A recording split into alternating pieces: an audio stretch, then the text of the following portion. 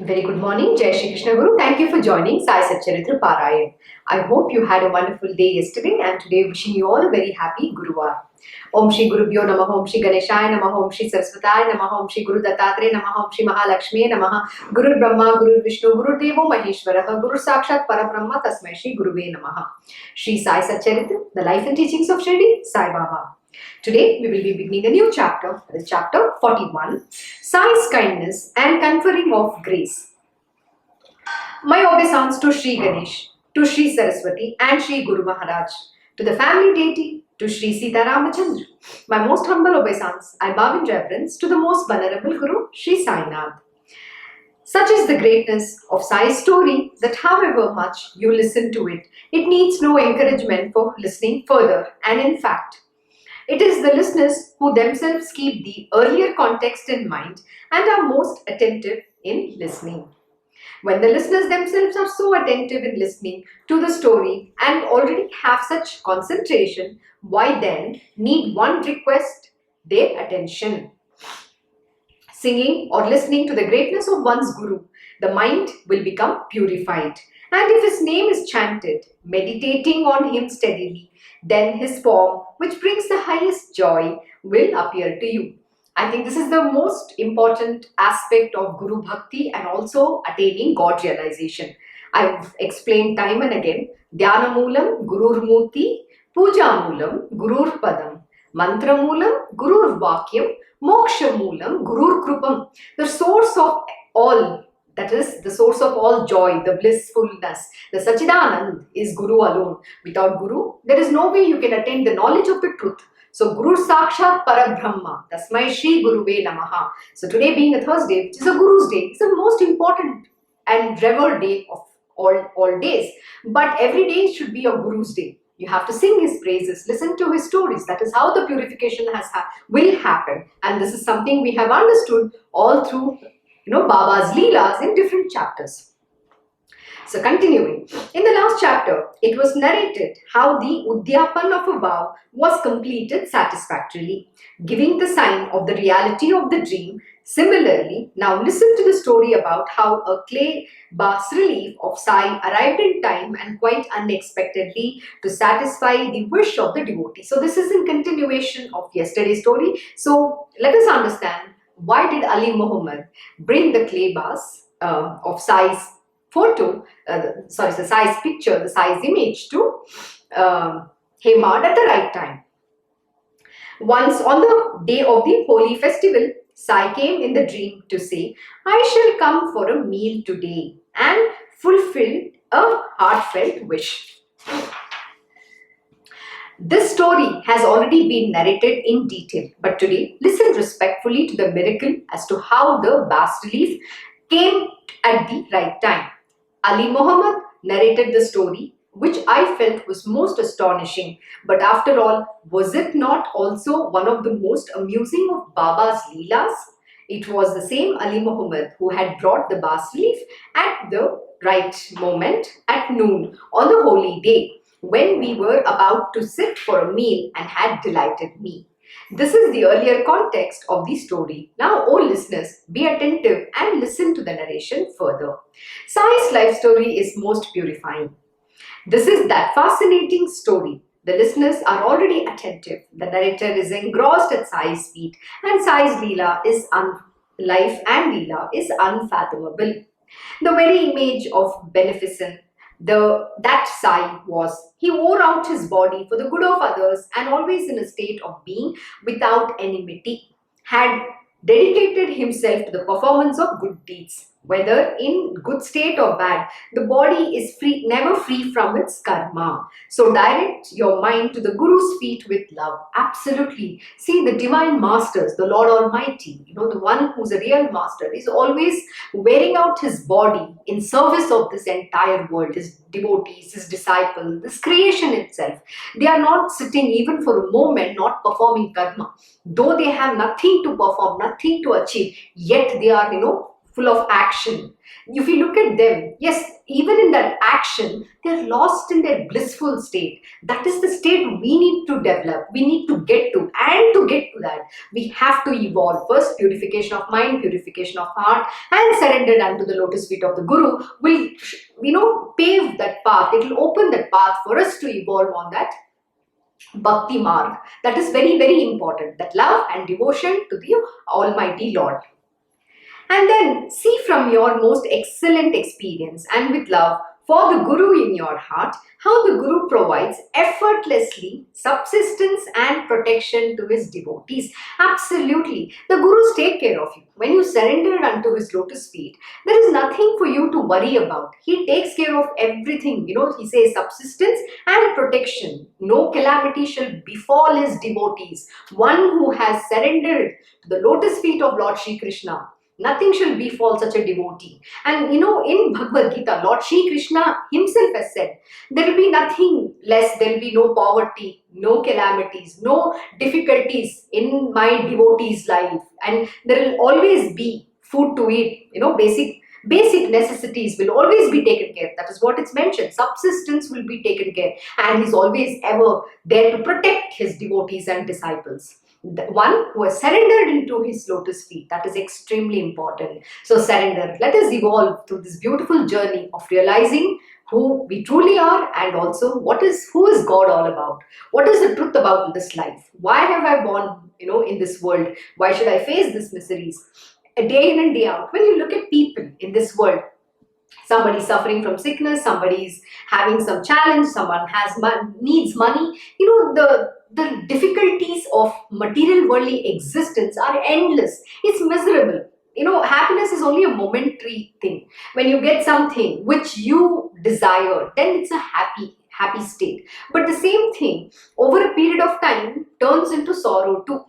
So what was then is not there now. So the only thing that is not changing and that is constant is the truth, which is God alone, in which there is always blissfulness. So why run after this material worldly existence? Because in material world, everything is transient. It's all momentary thing.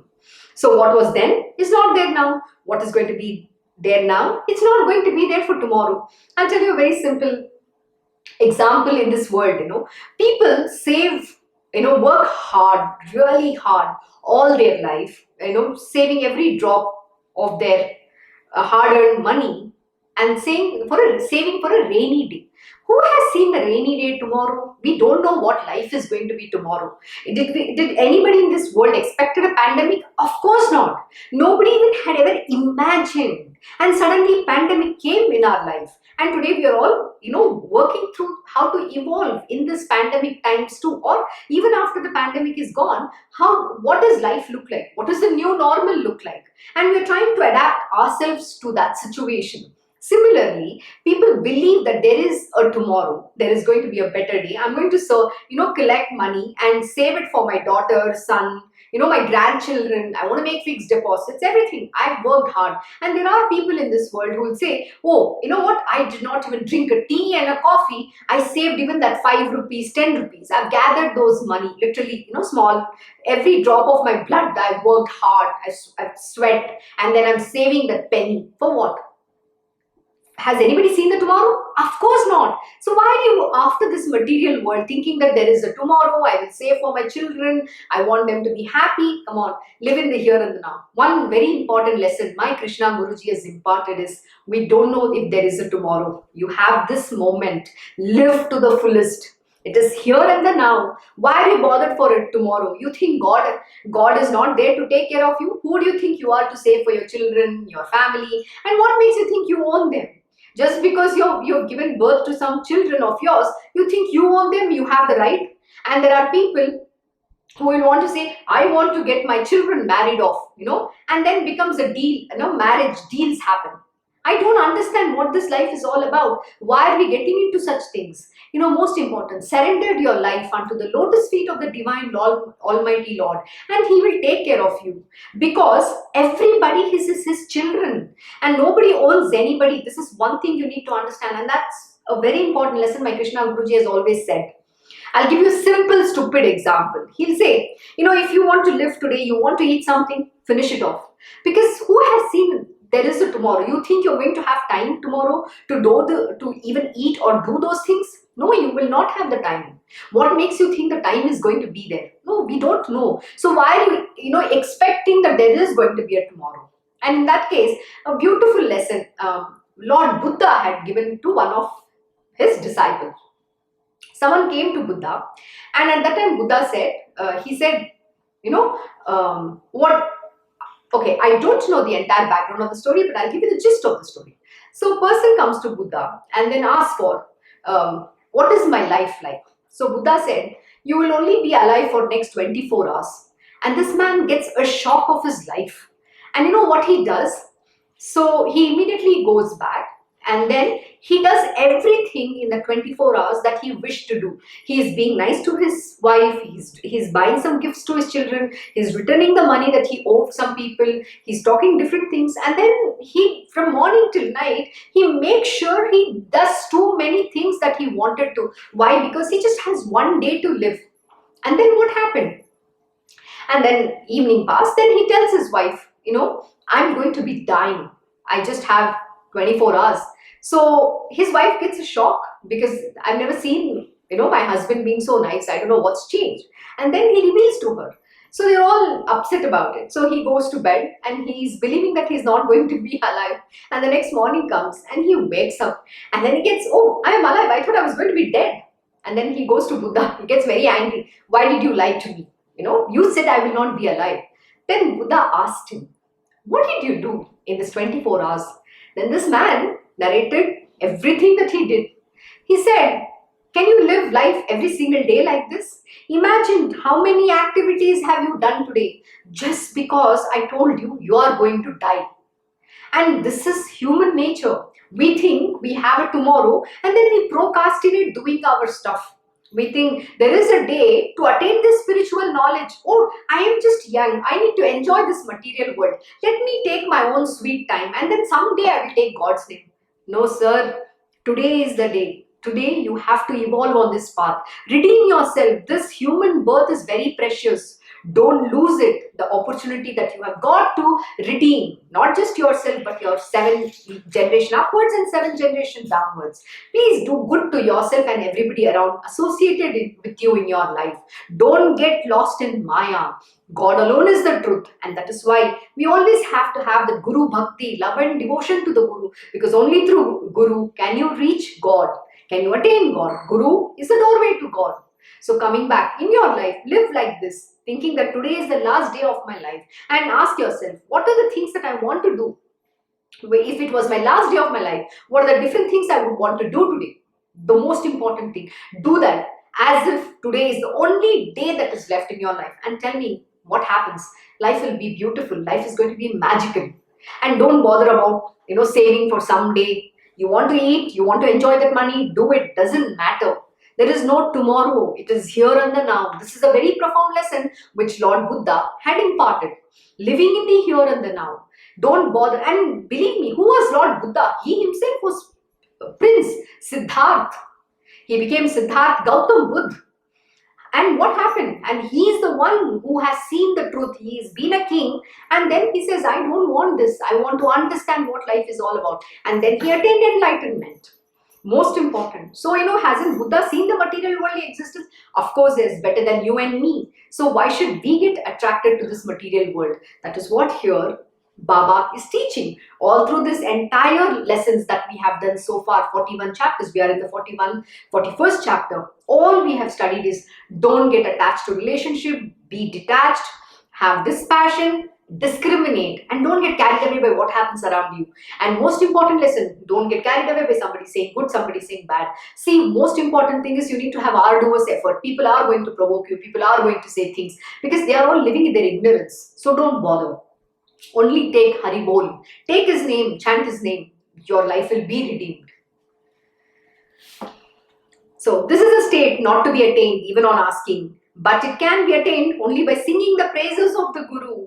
What cannot be, what cannot be had even with the greatest effort comes to you on its own by the power of the Guru's grace. Moksha Moolam Gurur Krupam. So the moksham cannot be attained without the Guru's grace, and that too comes so effortlessly. What cannot be attained even with the greatest of the effort. But with the Guru Bhakti, you can attain this. In my Krishna Guruji says, in the Vedas and Shastras, it is mentioned, Mata Pita Guru Daivam.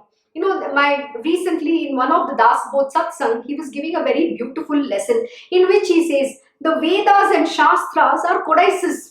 Nobody has understood that, and except God himself, nobody can interpret. They cannot tell the secret in that scripture, what it is mentioned. So misinterpretation happens, and then you're following something which has been wrongly interpreted. What is Mata Pita Guru Daivam? In our Vedas it is mentioned. What does it mean? Your Guru is your father, mother and God himself. That is the truth. But how does the material worldly people look at? Oh, father, mother comes first, then only Guru, and after that is God.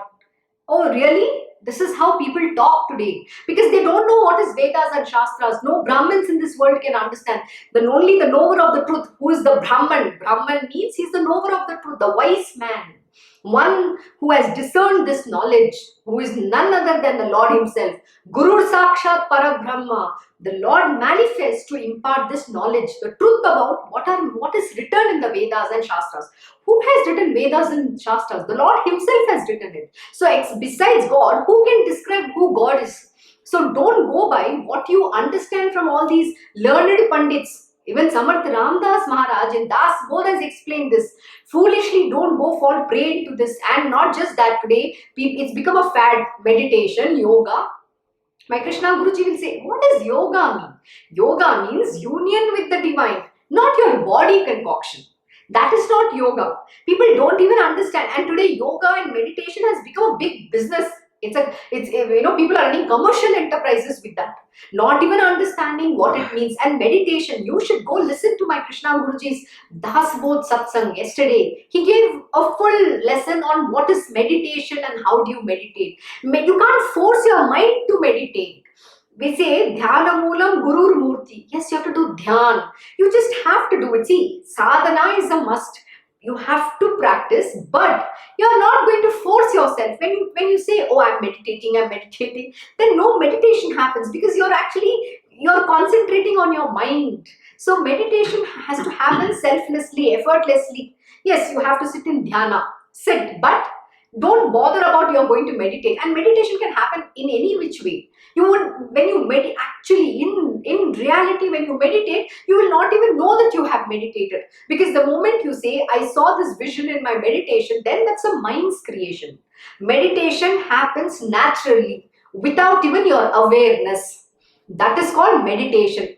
My Krishna Guruji, even he's meditating 24/7. You know how he's very focused in what he's doing, whether he's giving satsang, whether he's cooking, or whether he's teaching or talking to somebody. He is in that mindfulness state at that moment. He's one with you. That is meditation on its own. His mind is not thinking too many things. There is no mind, by the way, for this great masters, because they're universal mind. So where is the question of having the mind? The reason we have been told we have to take the Lord's name, we have to have in love and devotion and concentrate, meditate, listen, so that we train our mind, not for anything else. So meditation itself is a very beautiful subject, and my Krishna Guruji has very nicely explained what is meditation in reality. So all these things have been always misconstrued, and then everything that in the material world people follow is only half-baked knowledge. And half-baked knowledge is very dangerous. It's equivalent to having no knowledge. So be very careful before you follow anything, and always ask questions. And if you don't get the answer, don't accept it. Till the time you find the answer, you have to keep seeking. That is why it says spirituality itself is a quest. You have to question it and then get that answer, get that experience, get that knowledge, and then only you can evolve and realize God, to understand what is real from unreal. So knowledge is very important to cut asunder the ignorance.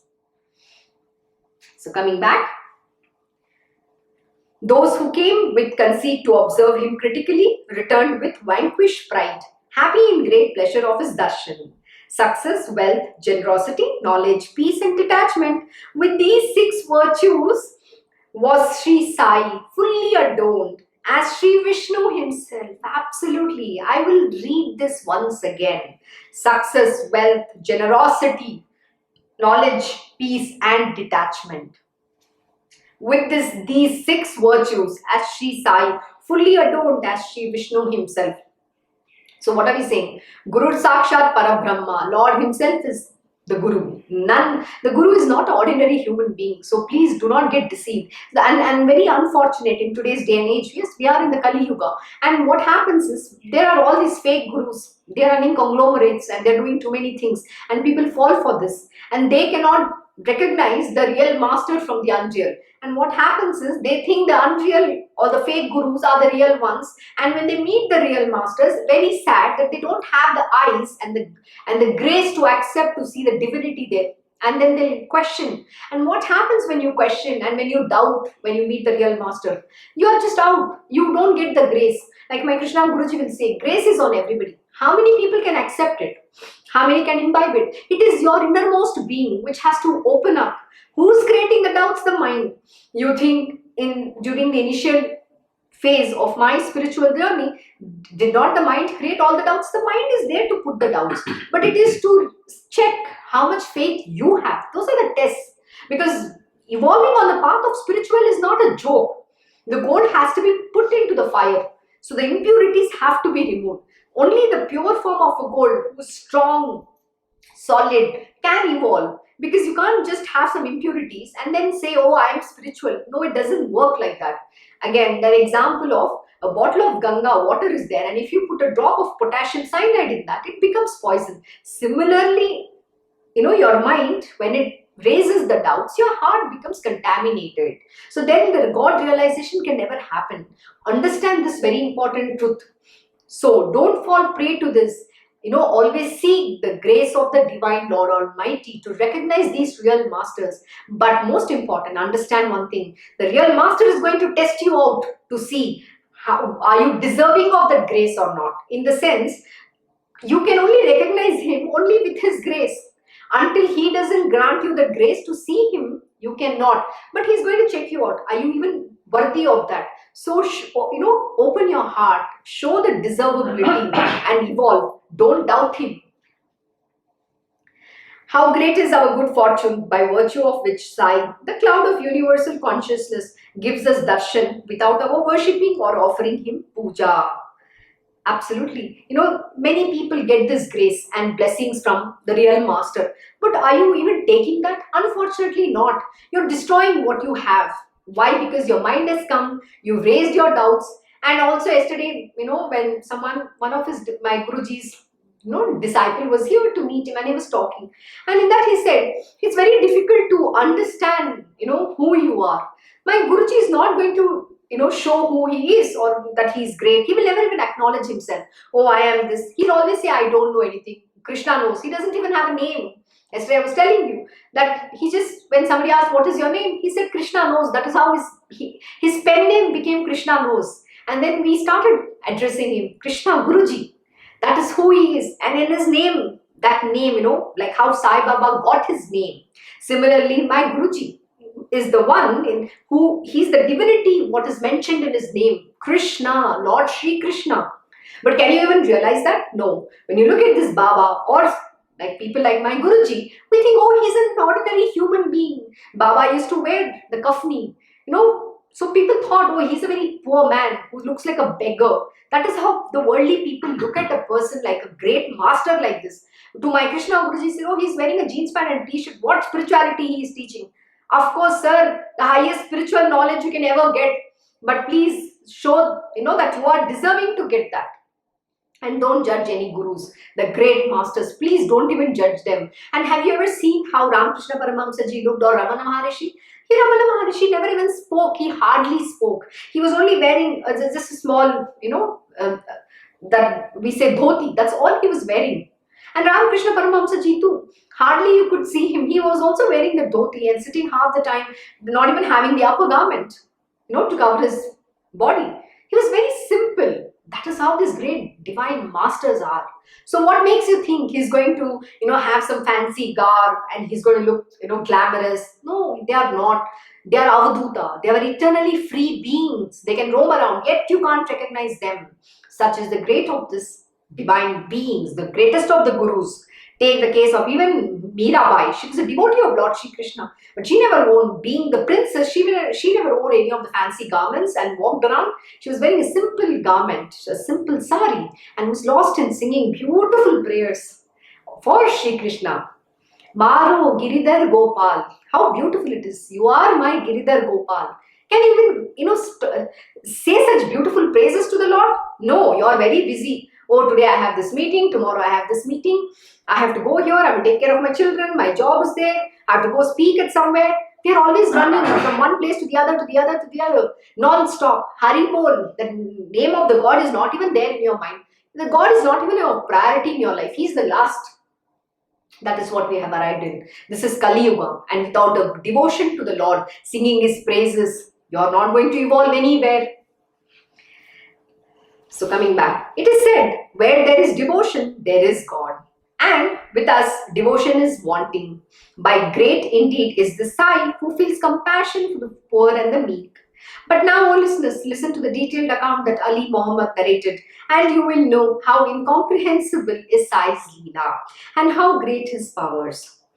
One day, in the city of Bombay, as I was walking on the road, I saw a trader selling beautiful pictures and bas relief. Looking at those fine pictures of saints, Mahants, Avaliyas, etc., I felt like finding out whose picture they were. So, as I began to see them one by one, it was the beauty of this bas relief that appealed most to my heart. Moreover, it was my chosen deity too. Already there was a fondness for Sai in my heart, and then when I saw his image in front of me, I was impatient to purchase it. At once I paid its price in cash.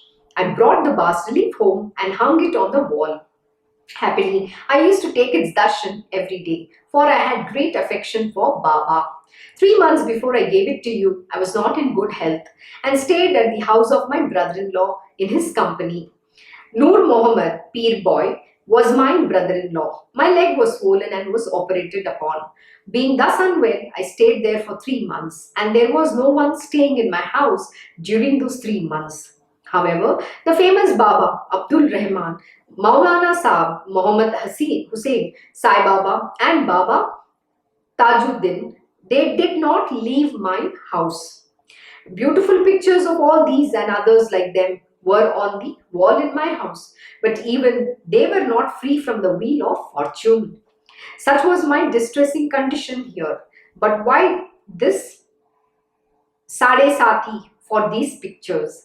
I feel Sade Sati, when they say, right, there's some Shani Dosh, 7.5 years. That's what it means. I feel once a thing is created, its destruction too is inevitable. However, when such was the state of affairs, how Sai alone was exempt from it. This is something which nobody has been able to tell me till today. You hear the story about this from the beginning and you will be simply amazed. You will also realize Sai's oneness with all things, animate and inanimate, and his ingenuity, which is inconceivable.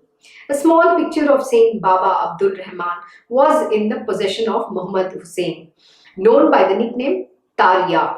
Many years ago, he had given me a copy of it, which I had given it to my brother-in-law, who was his disciple. Even with him, it was lying in his drawer of his table for full 8 years. Once he came across it casually and quite unexpectedly. So he took it to the shop of a photographer in Bombay. He got a fine picture made from it of the great Baba Abdul himself, in order to take it to him as a present, expecting him to be pleased and be overcome with love on seeing it. He got copies made from it and gave them to all the relatives and close friends. One of these copies was given to me too, and I had put it on my wall. When the Darbar of Abdul Rahman was assembled, Noor Muhammad was all set to present the most beautiful picture to the saint. On seeing the picture and realizing his intention, Abdul Rahman became very angry and got up to beat him. Treating him with indignity, he drove him away. Due to this, his face became very sad and he became greatly worried. Being humbled and pitiful, he became agitated in his mind and dejected. Not only has money been spent, but an obstacle has come in way of the Guru's grace. Today, I, who was blessed with the Guru's grace, have become the cause of his displeasure. So saying, with a mind filled with doubts, he began immersing them in water.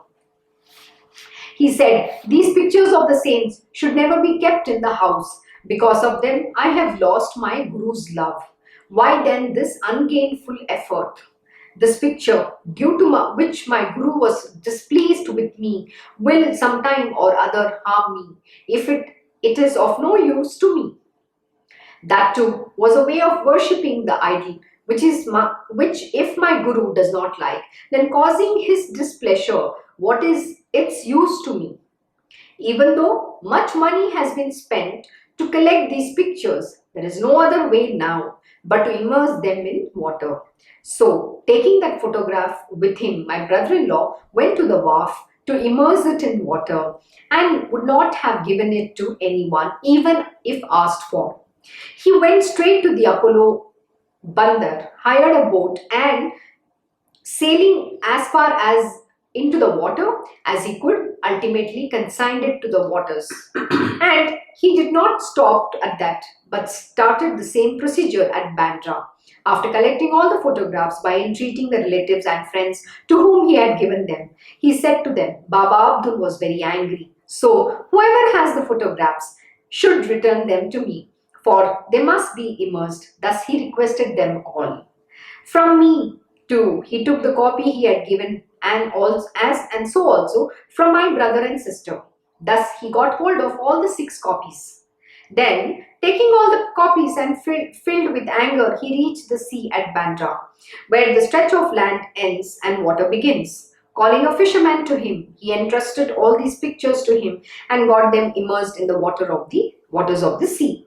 I too was ill at that time and staying with him, so he advised me similarly, saying that these pictures bring calamities. Hence, when you collect all of them and immerse them in the sea, only then will you get rid of your illness. Knowing this for sure, so I also called my Mehta assistant and giving him the keys, asked him to bring all the photographs of the saints from my house, which I then entrusted to my brother-in-law to be disposed of. Sometimes we wonder these things happen why does they happen? They bring good fortune, they don't bring good fortune. But please understand one thing, the Gurus, the real masters' pictures will only bring you goodness, grace, and just having that picture, always, wherever you sit, whatever you do, even just keeping in your house, it'll act like a firewall, a protection. It's a security layer for yourself and your family and the place of your dwelling, because they will avert any calamities. But here it's very strange how people can think just because of certain events happen and they blame it all on the saints and gods, which is not correct. At once he sent for his gardener and got them immersed at his hands in the sea waters near the Chimbai temple. After 2 months had passed and I felt better, as I went back to my house, I was most astonished on seeing the bas-relief which I gave you, still on the wall facing the door as before. I was greatly surprised. The Mehta had brought all the pictures. Then how did he miss only this bas-relief? So I took it down at once and hid it in a cupboard. If my brother-in-law were to see it, he will immediately take it away from me to immerse it in water. So I felt in my heart, it was no use keeping it in my house, for the moment my brother-in-law would see it, he would immerse it. But I could not give it away with any certainty to someone who was not a devotee. If I was to give it to someone without due consideration and it was not looked after properly, there would always be a restlessness. There would be always a restlessness in my mind. This was my constant worry for a long time. Hence, I must find a proper place. He who will keep it safe and look after it well was in such a dilemma. Sai himself inspired a good idea in my mind that I should go to the Darbar of Maulana and narrate the whole account to Ismu. At once, I went to the Darbar of Pir Maulana and in private narrated the whole story very respectfully to Mujawar Ismu.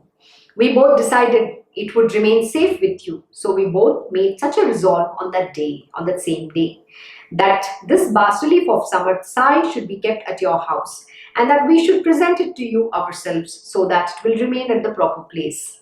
As per that firm resolve, we presented it to you, and seeing that your meal was all ready, I came back immediately. You did not then have the time to listen to this long story. So thinking that I would tell that to you leisurely, sooner or later I came back. Postponing it from day to day, 9 whole years passed by, when today, quite unexpectedly, we have met each other. So I remembered this whole story, and you also told me of the marvel of your dream, which has a most remarkable connection with my story. Is this not a wonderful Leela? Absolutely. How Baba comes and to whom he comes, when he comes. Similar is the case even in Krishna Guruji's ashram, which is in Krishna ashram. My Guruji had certain idols back, which he used to worship. And when they shifted some of these idols, he said, we'll bring it here. So it's why they come, where do they come from? It's very unique. I'll narrate a very beautiful, again, a similar story of one of his disciples who had this, this Shaligram. And they had got it, from their family guru, some saint had given to them. So all their forefathers and the entire family has been worshipping them for many years. And finally what happened? My Guruji's disciple's mom had passed away. And he has settled in America. So he was in dilemma, what needs to be done? And then when we went to meet him, we said, we'll be very happy to take care of it. So don't worry, you can leave it with us in our ashram. And for us, it's Lord himself. And like this, he said, he's very happy because he wants to hand it over in a place where he knows for sure that worship will continue and will take care of that idol. Because it's come from some great saint and their entire forefathers and the family has been worshipping it. So you just can't give to anybody like that. And that's exactly what here Ali Muhammad is saying, somebody who can take care. It has to be a devotee of the Lord. Anyone and everyone cannot be given these gods because they are literally living. So you need to really, really take care. Every day you have to do worship, you have to do prayers, you have to offer naivedya. There is a very nice process. So we have to follow that. And if you can't take care as the, that idol or an image or the photograph as a living god, then there is some problem. So you have to be able to do that. And so when my Guruji's disciple gave it to us, it was very beautiful. Even today in our ashram, we worship it with so much of reverence. That is how it is done. But they find their place. Why, wherefore, we don't have an idea. But what is meant to come and where they have to come, they will come on their own. And see, can you just imagine this whole event, how beautifully it has happened? Baba had come in his dream and said that I'm going to come for a meal. But in what form, we don't know. So he has already given you a premonition. There is already a heads up. And then he makes everything fall in place at that perfect timing and reaches you. This is how the grace works. In the most unfathomable manner. You can't even comprehend the gurus. Their ways of working is so unique. You can, because you think from your mind, you can think there are only 10 options. But in the Lord's word, he can create n number of options because he's limitless. His power is beyond what any human mind can, fathom or imagine. That is who he is. So don't think that, it has to be in this manner or with a fixated idea. Never do that. Open up to the universe and you can experience magic all around. And there's miracle happening at all times. So let us come back. Now, listeners, listen to another story with full attention as to how very affectionately Sai treated his loving devotees. Those who were truly fond of the spiritual path were very dear to Sai, Removing all their difficulties, he helped them attain a state of self-rejoicing. In this connection, there is a fascinating experience where, fulfilling the fond wish of Bala Sahib Deo, Baba helped him carry out his resolve and also inspired devotion in him along with it. Deo had no other means of earning a livelihood but by serving a job during the day. But then, why should obstacles come in the way of his spiritual sadhana at night? For a long time, he had wished to read Jnaneshwari regularly every day, but due to some obstacle or the other, he could not fulfill his wish. But unlike the one chapter of Bhagavad Gita, which he had read every day, his resolve to read one chapter of Jnaneshwari could not be carried out without some obstacle arising. Other books, when taken in hand, were read with regularity. But with Jnaneshwari, for reading which he had such a keen desire, the resolve would not be carried out. Okay, this is a gentle reminder to myself. You know, many years or rather, it's been 3+ years now almost, started doing Jnaneshwari with my Guruji. I am still stuck in chapter 2, and that it's a gentle reminder that I need to continue. Why it is stuck, I have no idea. So this is how it works again. When you have to complete it, when you have to begin, it all is his leela, his ways. And only when you're ready and you've moved from that lesson, I think that knowledge will open further. So this is how these divine masters work. Once Deo went on 3 months leave and went to Shirdi. From there, he proceeded to his home at Pound to enjoy some rest and leisure. There too, all other work was complete. The poti that he used to read daily was read regularly. But the fond desire for Jnaneshwari remained unfulfilled. Its turn never came. Whenever he took up Jnaneshwari to read, some doubts and misapprehensions would arise in the mind, which led only to a superficial reading without inspiring any genuine love for it. I do not know, and the resolve made with such a heartfelt longing was not carried out successfully. In fact, even 5 verses could not be read every day regularly. I made such an earnest resolve to read at least 5 verses daily, but even these were not being read by me regularly with any enthusiasm. So I then decided that when Sai himself will inspire me with love and tell me to read, only then will I make a beginning without any doubts in my mind. When Sai gives the command, only then will I read Jnaneshwari, reposing full faith in Sai's feet. Such was the firm resolve that I made. When the Mahodaya Parva came, Deo went to Shirdi with his mother, sister, etc. to see the glorious spectacle of Guru Puja. There Jog asked Deo, why do you not read Jnaneshwari regularly these days? Listen to the reply that he gave. I have a keen desire for reading Jnaneshwari, but I'm not able to read and I'm not able to fulfill it successfully. Now, when Baba himself asks me to read, only then will I read it. See, many a time, your guru, your master has to tell you, read this scripture. And then that knowledge will open. And sometimes he'll just remove that particular text and give it in your hand. So the ways are very different. Sometimes when the obstacle comes, we don't know why they're happening. Maybe that is not the right time. For it to come for you to read that, maybe there needs to be that perfect timing at the God's appointed will alone. And how the divine wants you to happen it. So that's how it works.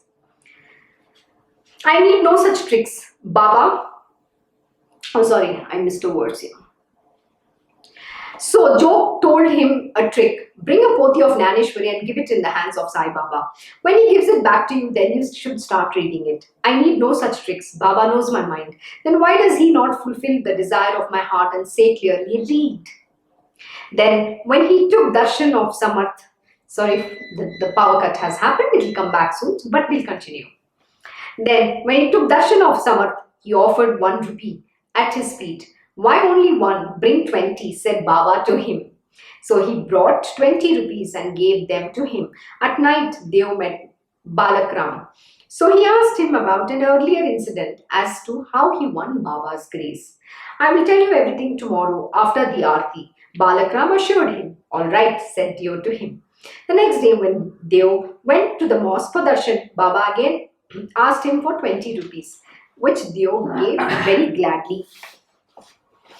Seeing the place so crowded, Deo stood aside. Baba asked, where is he hidden in some awkward place in all this crowd? Deo replied, Here I am, Baba. So Baba then asked him, why did you give me only 7? Deo said, I gave 20. Whose is the money? Asked Baba. Baba, it is yours, he said. Then why are you running away? Come here and sit near me. With your mind at ease. Deo faithfully obeyed as commanded.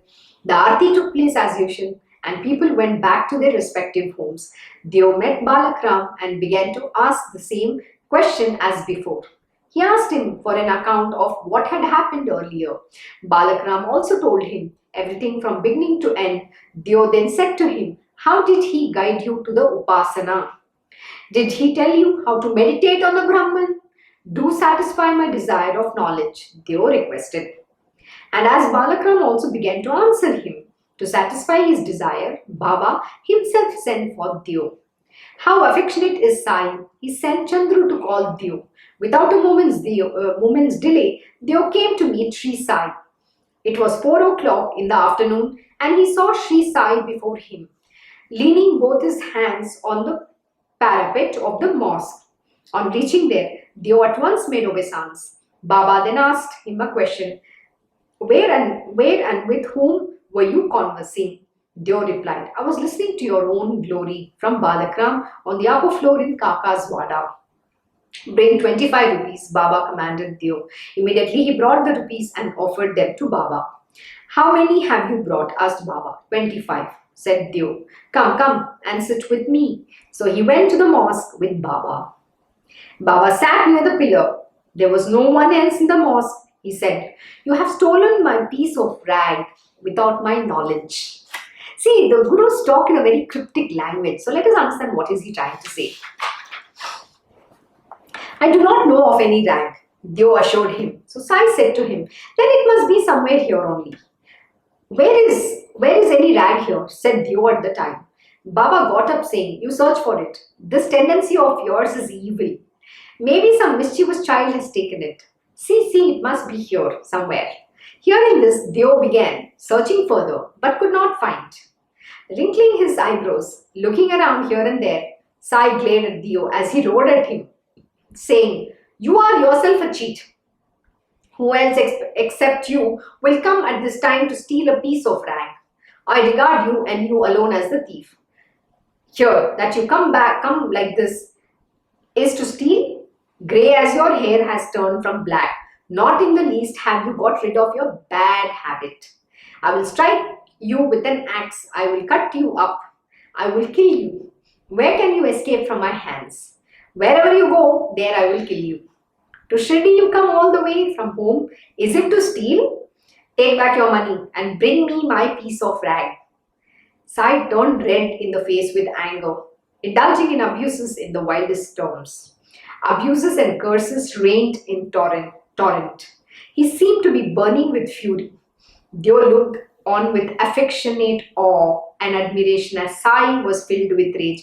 Please understand, this is very, very divine. When the divine guru, the masters, give you, call you names, abuses, curses, they're all blessings. And also at the same time, they are not talking to you, the divine being, but they're talking to somebody evil, that obstacles, that whatever the propensities, the tendencies, and your mind, they're warding that off from you. But Deo was so sweet. This is how you have to be. Looked on with affectionate awe and admiration as Sainath was filled with rage. He stood speechless with an astonished mind.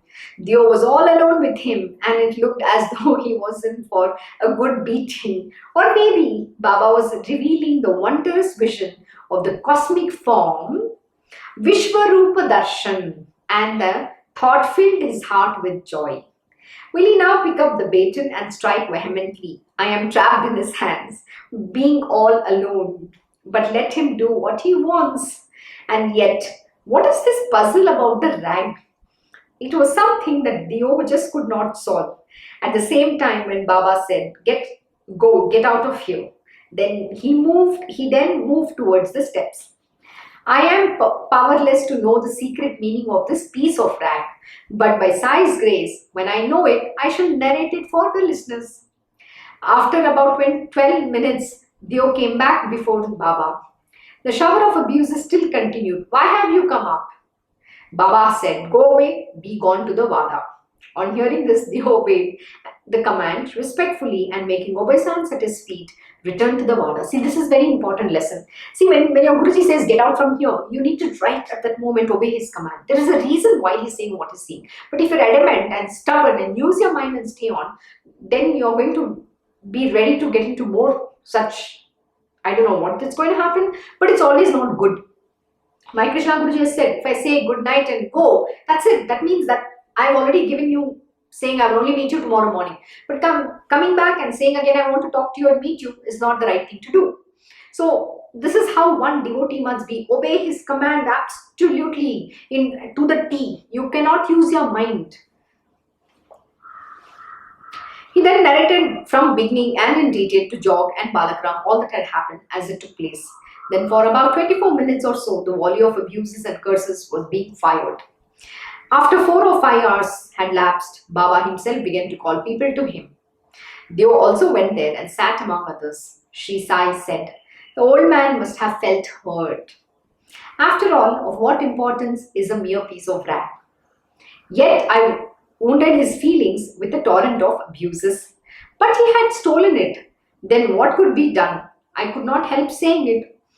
But Allah will see everything. He too will bless him. Then that ever-forgiving Shri Sai asked Bau, will you give Dakshina?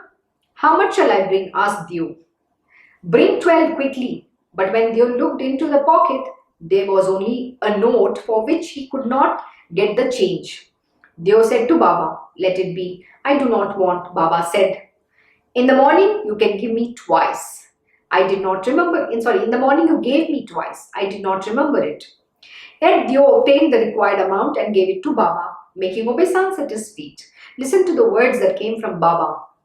What do you do these days? Nothing much, said Dio. So he commanded Dio, go on reading the Poti regularly. You should go and sit in the Vada and read the Poti regularly every day.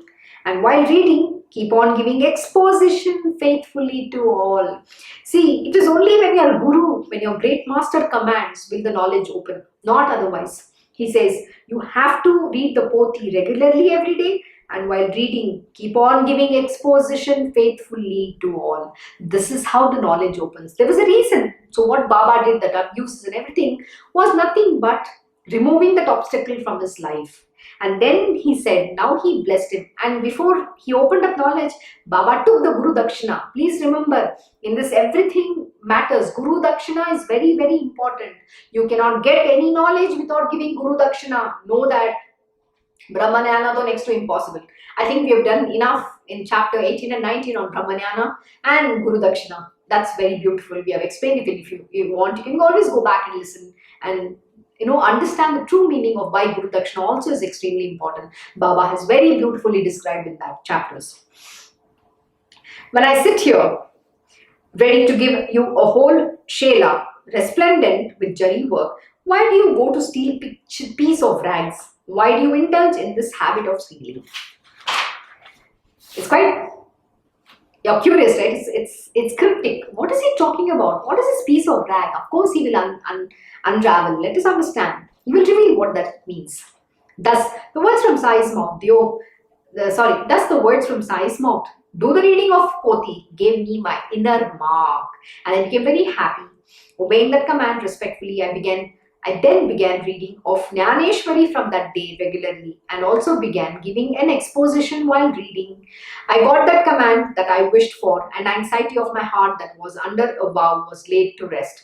From hence, I shall now be able to read Jnaneshwari with regularity. Now I am under the command from the Guru, and Jnaneshwar himself will be pleased with me. Whatever has happened so far is now left behind, but hereafter I must read regularly. My own mind is my witness. In addition, Sai's command is the only measure of truth for me. On the strength of his command, and the repeated readings of the Poti will take place without any difficulty. Absolutely. When a guru gives you any text or even says go read this scripture, that is when the real knowledge will open. That is when you will be able to also study and read without any obstacles and effortlessly. Yeah, the effortlessly is to getting that knowledge. The effort is you have to read and without it causing any obstacles from your mind, body, senses, nothing, nothing, nothing.